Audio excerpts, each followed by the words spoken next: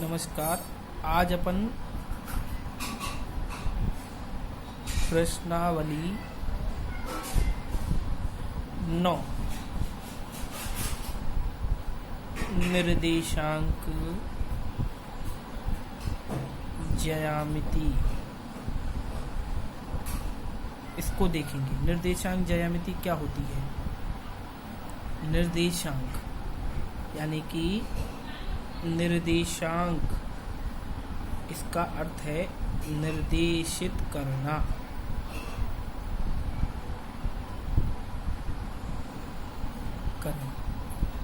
किसको निर्देशित करना? तो कार्तीय निर्देशांक ज्यामिति में किसको निर्देशित करना? तो एक बिंदु के द्वारा स्थिति के बारे में जानकारी। क्या? एक बिंदु के द्वारा स्थिति के बारे में जानकारी देना। अब वो बिंदु क्या होंगे? तो यानी कि x व y। x और y जो बिंदु हैं, x क्या है? पूर्णांक संख्याओं का समुच्चय। पूर्णांक संख्याओं का समुच्चय। पूर्णांक संख्या यानी कि वास्तविक संख्याओं की रेखा। आपके पास एक वास्तविक संख्या रेखा है, इसका नाम है x डैश और x। इस पर 0 और ये अनंत तक के अंक है, यानी कि प्लस अनंत तक, माइनस प्लस अनंत तक। तो अंडर रूट वाली और बिना अंडर रूट वाली दोनों संख्या दर्शाई जा सकती हैं। ऐसे ही आपके पास एक दूसरी संख्या रेखा है y डैश और y। ये 0 है, इसमें भी प्लस अनंत से और माइनस अनंत तक। तो दो संख्या रेखाओं की ऐसी स्थिति, जो एक दूसरे पर लंबवत व्यवस्थित हों,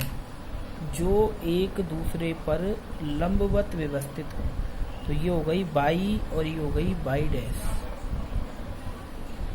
ये हो गई x और ये हो गई x डैश। तो दो संख्या रेखा जो एक दूसरे पर लंबवत व्यवस्थित है और यहाँ जो उस बिंदु से मिल रहा है उस बिंदु को कहते हैं 0, 0।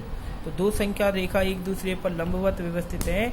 इस प्रकार बनने वाली जो स्थिति है, इस प्रकार बनने वाला जो समूह है, वो निर्देशांक ज्यामिति कहलाता है। इसी निर्देशांक ज्यामिति के अंदर विशेष बिंदु को प्रदर्शित किया जाता है और वही विशेष बिंदु को प्रदर्शित करना, बिंदुओं के द्वारा स्थिति के बारे में जानकारी प्राप्त करना, उसी को लेकर जो ज्यामिति बनती है, जो चित्र बनता है, जो आकृति बनती है, वही ज्यामिति निर्देशांक ज्यामिति कहलाती है। इस निर्देशांक ज्यामिति में जो एक कार्तीय तल है, इस कार्तीय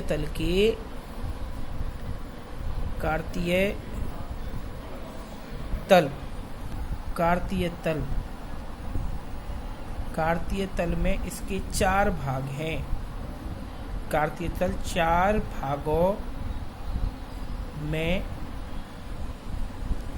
विभाजित है। 4 भागों में विभाजित है। वो प्रत्येक भाग जो है, प्रत्येक भाग चतुर्थांश है। जैसे कि ये प्रथम चतुर्थांश है, यहाँ से चालू करते हैं। ये दूसरा चतुर्थांश है, ये तीसरा चतुर्थांश है और ये चौथा चतुर्थांश है। तो कार्तीय तल 4 भागों में विभाजित होता है, प्रत्येक भाग चतुर्थांश है। ठीक है। इनमें बिंदु युग्म प्रदर्शित करते हैं। आपकी 10वीं क्लास में केवल 2 तल वाले ही हैं, 2 तल, एक तल ये और एक तल ये। इसमें 2 तल वाले कार्तीय तल, यानी कि एक ये पूरा प्लेन है, यानी कि इसको दूसरा जो इसका नाम है वो है द्विविमीय। अर्थात लंबाई और चौड़ाई, यानी कि एक ऐसे है, एक ऐसे है, 2 बिंदु दर्शाएंगे, इसलिए द्विविमीय है। 11वीं 12वीं आपको त्रिविमीय निर्देशांक ज्यामिति पढ़ने को मिलेगी। अभी केवल द्विविमीय के बारे में पढ़ रहे हैं अपन। इसमें बिंदु युग्म प्रदर्शित करते हैं। तो जो बिंदु युग्म को प्रदर्शित करने का तरीका है, या पद्धति है, उसमें x का बिंदु पहले और फिर y का बिंदु आएगा। ठीक है, x बिंदु को कहते हैं भुज निर्देशांक, ठीक है ना, या x निर्देशांक। दूसरे बिंदु का नाम है y का कोटि निर्देशांक, या y निर्देशांक। अगला जो है वो अक्ष, पूरी ये जो अक्ष है x dash x, x dash o x, इसको x अक्ष या भुजअक्ष ये कहते हैं। दूसरा y डैश o y, इसको y अक्ष या कोटि अक्ष कहते हैं। ठीक है, ये जो है बिंदु O मूल बिंदु कहलाता है। वो जो होता है वो मूल बिंदु कहलाता है। ठीक है, और निर्देशांक इसके 0 0 होते हैं। प्रथम चतुर्थांश में जो बिंदु है उसमें x का मान पॉजिटिव, क्योंकि ये पॉजिटिव की लाइन है, यहाँ से पूरे सारे मान पॉजिटिव होंगे, और ये नेगेटिव की लाइन है, ये पॉजिटिव की लाइन है, इसलिए, और ये भी पॉजिटिव की लाइन है और ये नेगेटिव की लाइन है, इसलिए यहाँ पर x का मान जो आएगा वो पॉजिटिव आएगा और y का मान आएगा पॉजिटिव। तो पहले चतुर्थांश के जो निर्देशांक होते हैं वो धनात्मक, परंतु लिखने की पद्धति में x पहले लिखा जाता है, उसके अकॉर्डिंग दूसरे में x का मान पहले आएगा, अर्थात x नेगेटिव y पॉजिटिव। ऐसे ही इसमें x नेगेटिव और y भी, ये जो y है वो भी नेगेटिव, इसमें x पॉजिटिव है परंतु y नेगेटिव। तो कहने का मतलब है बिंदु लिखने की जो पद्धति है, बिंदु लिखने का जो तरीका है, उस तरीके के अकॉर्डिंग, उस निर्देशांक के अकॉर्डिंग पहले में सभी बिंदु पॉजिटिव हैं, दूसरे में नेगेटिव है, y पॉजिटिव है, तीसरे में x नेगेटिव है, y पॉजिटिव है, चौथे में x पॉजिटिव है और y नेगेटिव है। ये बिंदु को लिखने की पद्धति है, ये बिंदु को लिखने का तरीका है। इस प्रकार आपको प्रश्नावली के अंतर्गत ये चीजें याद करनी पड़ेगी जो आपने देखा भी है।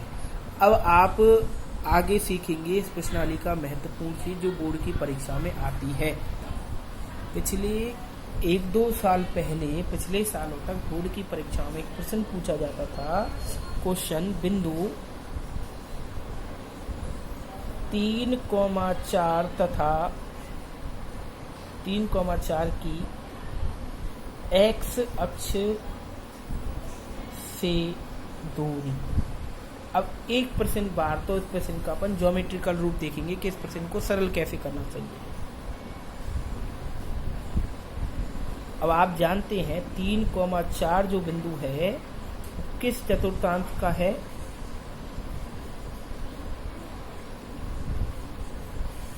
ये 3,4 बिंदु यहाँ है, क्योंकि इसमें x का मान तो कितना है 3 है और y का मान कितना है 4 है।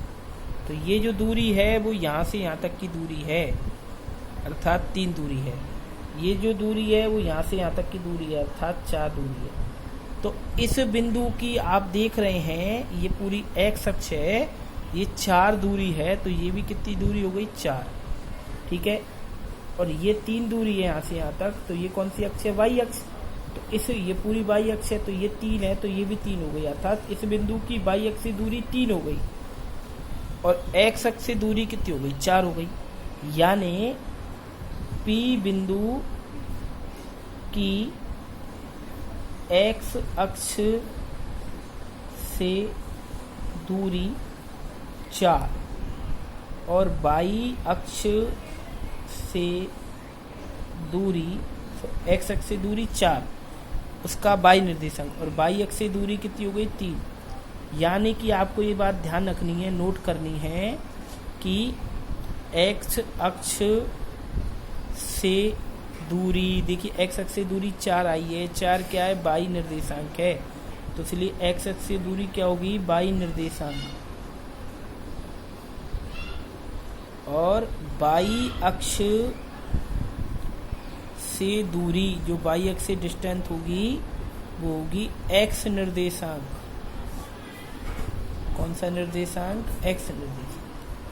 अब आगे क्वेश्चन, यदि यही क्वेश्चन ऐसे पूछता -7, -6 की अक्षों से दूरी, अब अक्षों से दूरी, अब आपको चाहे तो आप इस प्रकार भी कर सकते हैं या डायरेक्ट लिख सकते हैं, एक्स अक्ष से दूरी,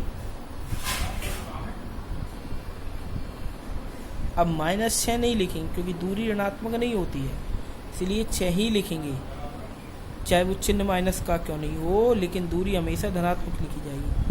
बाई अक्ष से दूरी 7, एक्स अक्ष से दूरी 6 और बाई अक्ष से दूरी 7। अब जो इस प्रश्नावली का प्रश्न चालू होगा, दो बिंदुओं के मध्य दूरी, अब क्या है ये दो बिंदुओं के बीच की दूरी, यानी कि आपको कोई दो बिंदु दे रखे हैं, इसका नाम है AX1। अब मैं इसका ज्योमेट्रिकल रूप नहीं समझा रहा क्योंकि ये परीक्षा में नहीं आता, डायरेक्ट सूत्र सीखेंगे। x1 y1, यानी कि इस बिंदु A का निर्देशांक x है, वो x1 है, और दूसरा निर्देशांक है y1। B का निर्देशांक x2 y2, तो बिंदु यानी कि AB दूरी, जो AB दूरी होगी वो होगी √x2 - x1 का होल स्क्वायर, y2 - y1 का होल स्क्वायर। ये इस AB निर्देशांक के सूत्र होगा। आप कैसे याद किया, x2 - x1, y2 - y1, ये इसका फॉर्मूला है। For example